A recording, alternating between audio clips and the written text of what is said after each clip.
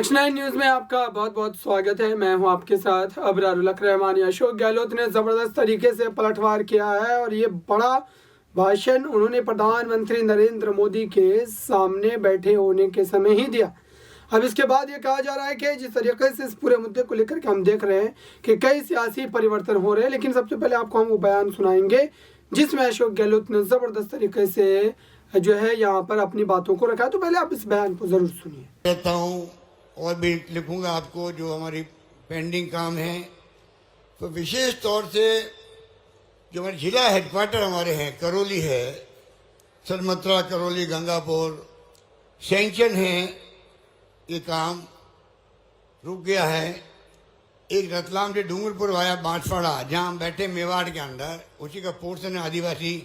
आप तो भी पधारे थे वहाँ पर मानगढ़ पहाड़ी पे, तभी मैंने मांग करी थी कि रतलाम से डूंगरपुर वाया माछवाड़ा रेल लाइन बननी चाहिए। वो हमने पिछली बार तो 250 करोड़ दे ही दिए थे हम लोगों ने। काम आगे बढ़ गया था पर कुछ कारण से वहाँ पर बंद हो गया। इसी प्रकार नशीराबाद से टोंक, माधोपुर, टोंक जिला भी हमारा जिला वहाँ नहीं है। एक memo coach factory doctor CP Joshi थे रेल मंत्री, तो भीलवाड़ा में हमने शिलान्यास करवा दिया, वो काम भी रुक गया। 3-4 काम की मैं बात अभी करूंगा, बाकी मैं आपको लिख के भेजूंगा। उसी प्रकार से राष्ट्रीय नेशनल हाईवे जो है, वैसे तो मांगे बढ़ती जाती है, पर 50 नेशनल हाईवेज को, स्टेट हाईवेज को आपने कन्वर्ट करने की घोषणा कर रखी है। खाली गजट नोटिफिकेशन होना बाकी उसका है। मैं चाहूंगा आप यहाँ पधारे हो तो आपकी उपस्थिति का लाभ लेते हुए मैं आपसे मांग करूं कि आप नेशनल हाईवेज को कन्वर्ट करने के लिए आप जो घोषणा हो चुकी है, इन प्रिंसिपल गजट नोटिफिकेशन होगा तो आने वाले वक्त में और राजस्थान में नेशनल हाईवेज के काम होंगे। और मैं समझता हूं कि रोड्स और कम्युनिकेशन, शिक्षा, स्वास्थ्य, ये सभी इंपॉर्टेंस रखती है गुड गवर्नेंस के अंदर। प्रधानमंत्री जी, इसके अलावा मैं ERCB की बात बार बार आपसे करता रहता हूँ। आपने कुछ कहा भी था दोसा के अंदर, मैं चाहूँगा कि इसको आप एग्जामिन करवाएं, सेंट्रल गवर्नमेंट मध्यस्थता करे। कोई दिक्कत आ रही हो तो मध्य प्रदेश के साथ में वो 13 जिले की योजना है। आपने जिक्र किया था 2 बार पिछले चुनाव में, जयपुर और टोंक के अंदर, जयपुर अजमेर के अंदर। मैं चाहूँगा कि उसी भावना के साथ में आप इसको आगे बढ़ाएं। पीने के पानी के संकट जब होता है गाँव के अंदर, आप कल्पना कर सकते हैं क्या स्थिति बनती है। कोई जमाना था राजस्थान भर में बहुत सूखा पड़ते थे। अब जल जीवन मिशन जो केंद्र सरकार की योजना है, आधी भागीदारी राजस्थान सरकार की है, वो हम काम आगे बढ़ा रहे हैं। हम चाहेंगे धीरे धीरे कम से कम पीने का पानी लोगों को मिले। उसमें मैं समझता हूँ कि आपकी भूमिका बहुत बड़ी होगी। प्रधानमंत्री जी, 2-3 बातों में कह के अपनी बात समाप्त करूंगा। एक तो हमने नवाचार तो कई किए हैं, उसका मैं जिक्र नहीं करना चाहूँगा, मैं आपको पत्र लिखूंगा। तो राइट टू हेल्थ एक हमने कानून पास किया है, 25 लाख का हमने इंश्योरेंस किया है आम लोगों के लिए। बहुत शानदार उसका रेस्पॉन्स मिल रहा है।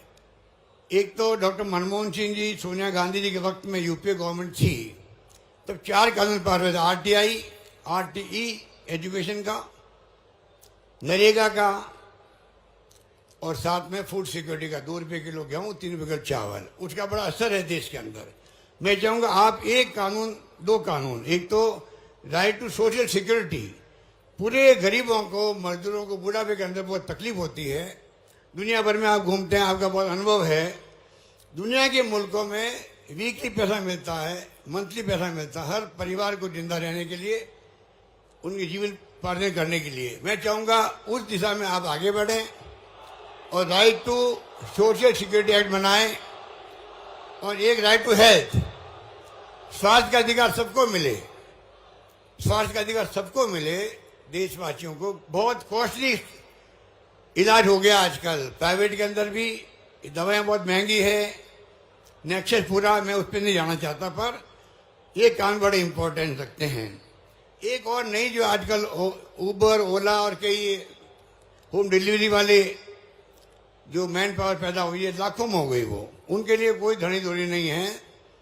जब चाहे निकाल देते हैं मालिक लोग। तो हमने गिग वर्कर्स के लिए सोशल वेलफेयर फंड क्रिएट किया, 200 करोड़ का एक्ट पास करें जिससे कि उनकी भी सुरक्षा हो सके। एक बात मुझे ये कहनी थी आपसे।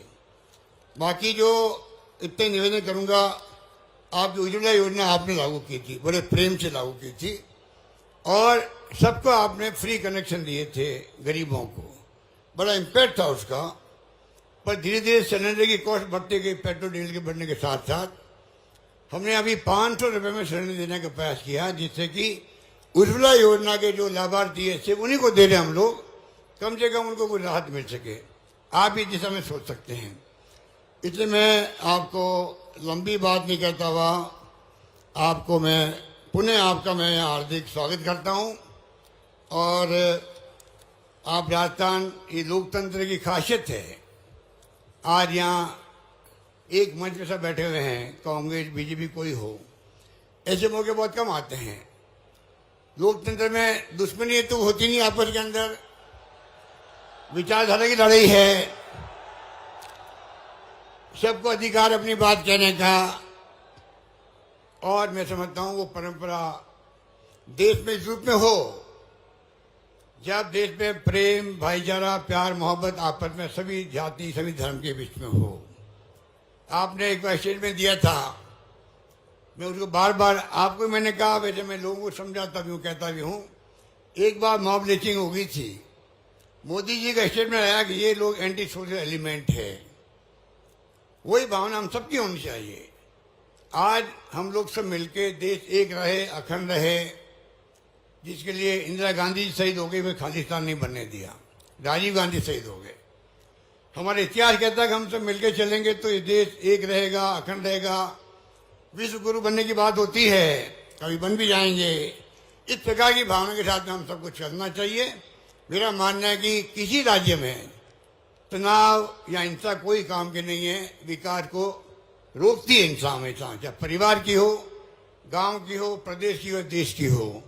मैं उम्मीद करता हूं कि आपका जो मैसेज है हमेशा देश को ऐसा रखे, बांध के रखे, पक्ष हो या विपक्ष हो, बिना विपक्ष के पक्ष क्या होता है, विपक्ष का भी सम्मान पूरा हो। और मैं समझता हूं कि इस दिशा में आगे बढ़ेंगे आप खुद भी, तो और ज्यादा मजबूती के साथ में पक्ष विपक्ष मिलकर देश की सेवा करेंगे। मुझे मौका दिया बोलने के लिए, इसलिए मुझे बहुत खुशी है कि मैं आज आपके बीच आ सका।